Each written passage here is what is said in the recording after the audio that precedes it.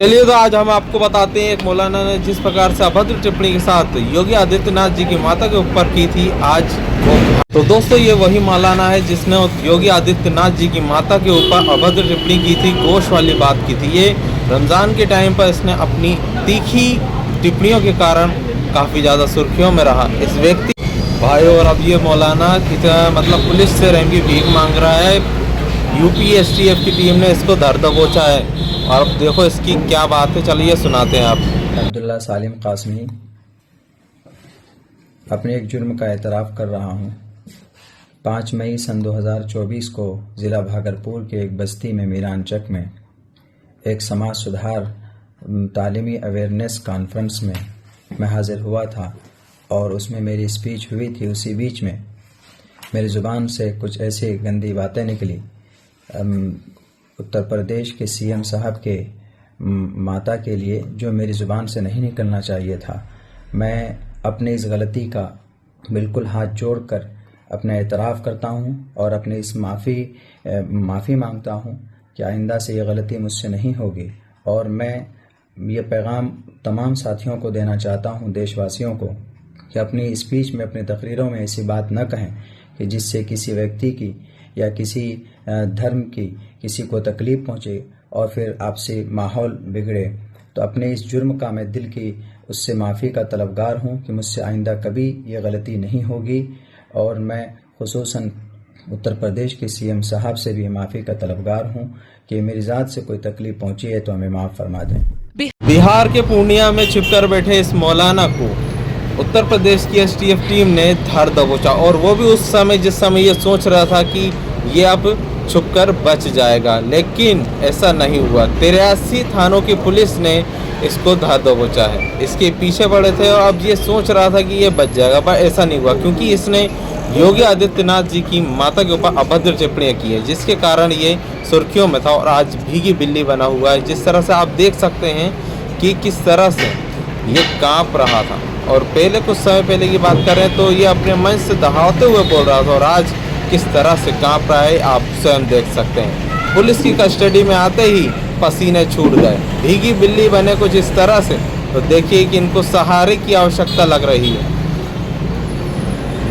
ये मामला इतना गंभीर था कि पूरे राज्य के लोगों का खून खौल उठा था। योगी आदित्यनाथ जी की माता के ऊपर इतनी अभद्र टिप्पणी करने के बाद तो इनका तो बुरा हर्ष होना ही था। और आगे देखिए किस प्रकार से, और इस मौलाना ने मर्यादा की सारी सीमाओं को लांघते हुए योगी आदित्यनाथ जी की माता को बीच में घसीट लिया था। अम्मा का खा देते अगर 250 ग्राम तक योगी जी की अम्मा को पाया जाए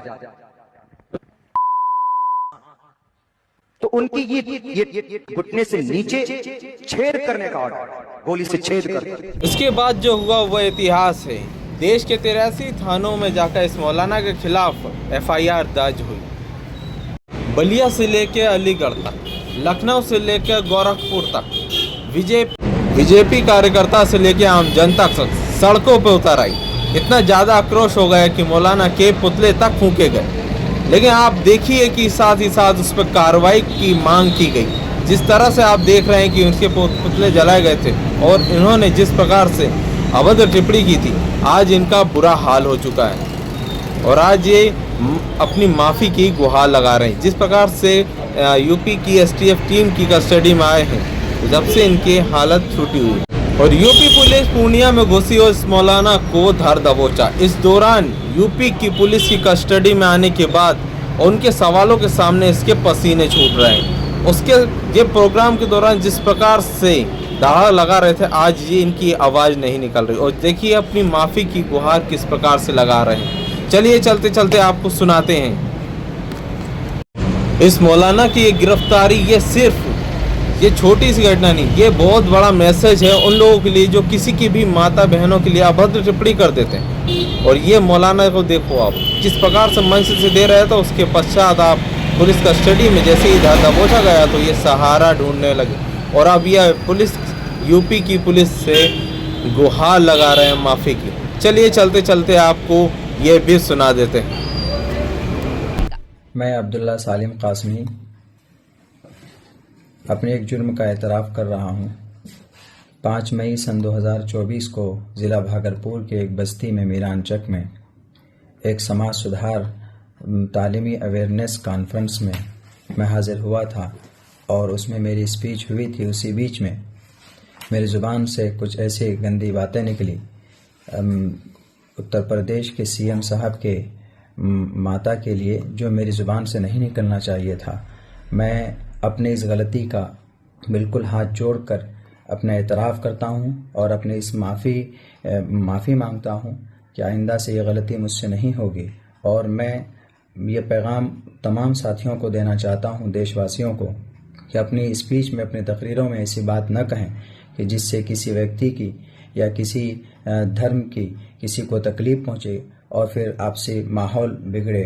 तो अपने इस जुर्म का मैं दिल की उससे माफ़ी का तलबगार हूँ कि मुझसे आइंदा कभी ये गलती नहीं होगी। और मैं खुसूसन उत्तर प्रदेश के सीएम साहब से भी माफ़ी का तलबगार हूँ कि मेरी ज़ात से कोई तकलीफ़ पहुँची है तो हमें माफ़ फरमा दें।